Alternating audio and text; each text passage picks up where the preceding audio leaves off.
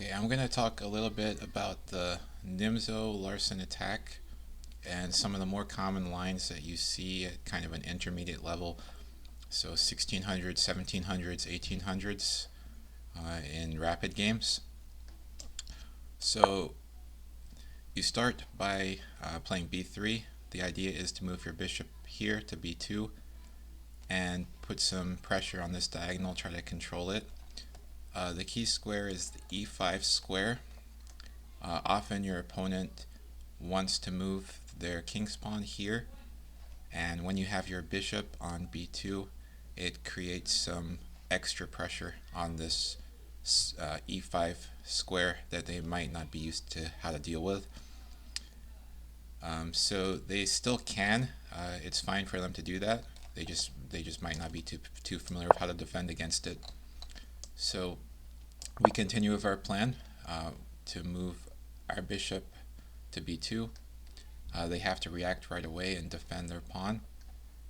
By far the most common way that you see is with the knight. And the next thing we can do is to try to attack the knight, because the knight is defending the pawn. If we trade, then there's going to be extra pressure on the pawn. So we can do that with our light squared bishop. They can continue to try to develop, try to control the center, so they often continue with their queen's pawn. We continue with our plan, attacking the defender of the pawn. And another thing about this light squared bishop is that it's usually not the best in Nimzo-Larsen systems, so it's often fine to trade it off. So to trade the light squared bishop for the knight, for example, would be fine. You usually don't want to do that until you kind of have some pressure, you're kind of forced to. Maybe they'll waste a tempo on it, so we don't want to do that until we kind of have to, but it's fine to trade off that light squared bishop. I guess one of the reasons why it's not that great is because of this pawn here, means this diagonal can't really be used. That's kind of a nice diagonal for the bishop. So opponent is going to needs to defend their pawn. They need to keep defending this pawn here. The most common way for them to do that is with their bishop, and we can keep attacking that pawn.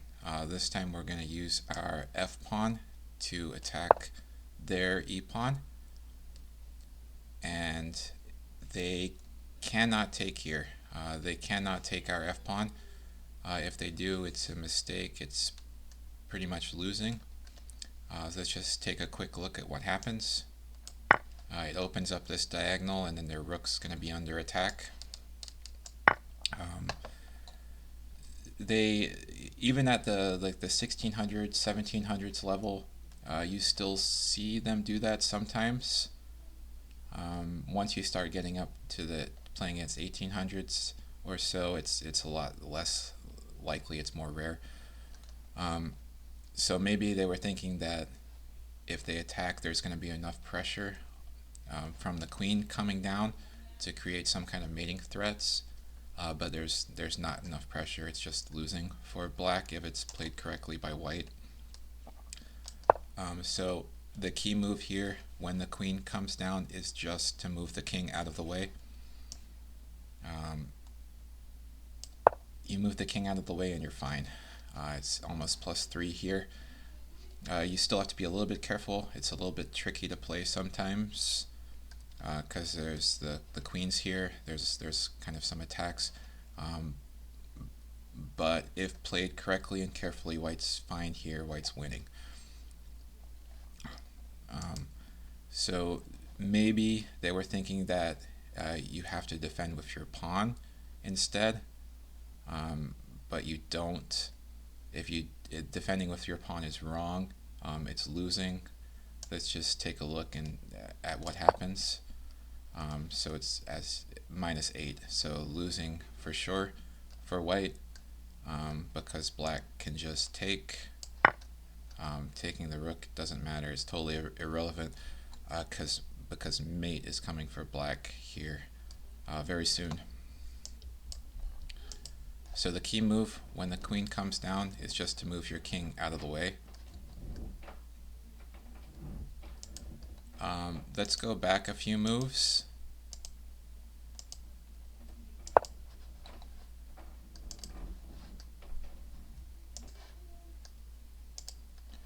Okay, so instead of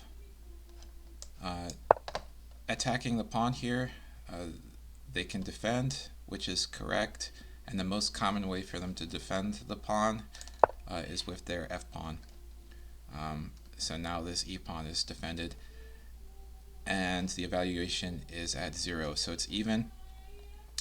But I think it's still, you would still prefer to be white in this position just because it's a lot easier.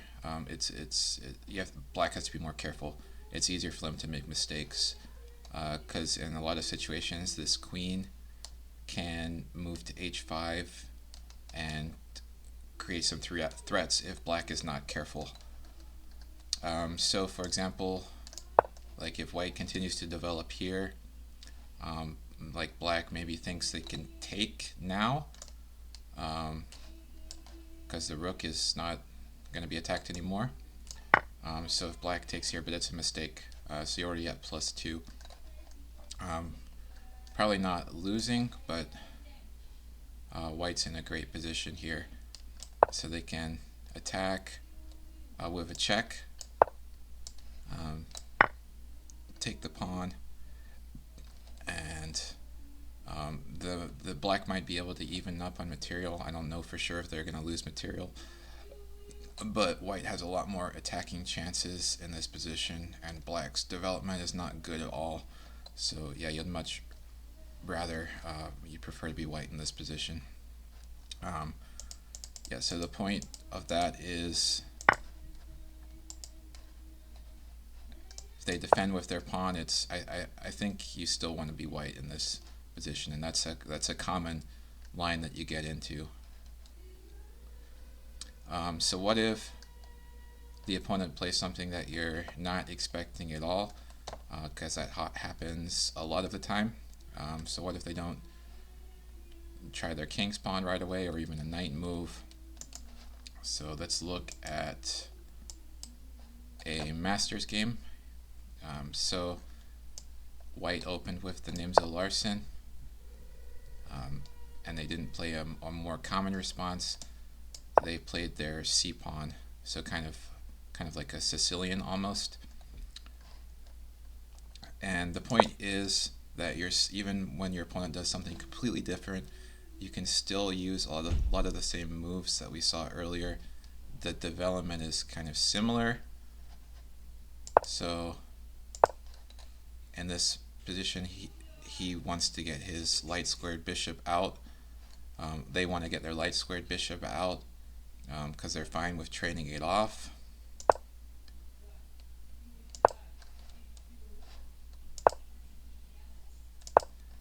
And then they played this F move that we saw in the other lines to try to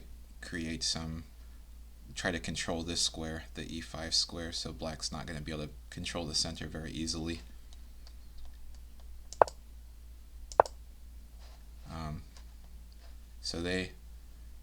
So the point here is that even when your opponent plays something different, a lot of the development moves are the same. So it's a great system to learn. Just because the moves can be used, the same kind of moves can be used no matter what your opponent does. And it's something that your opponent might not expect and might not be too familiar with, especially at kind of an intermediate level.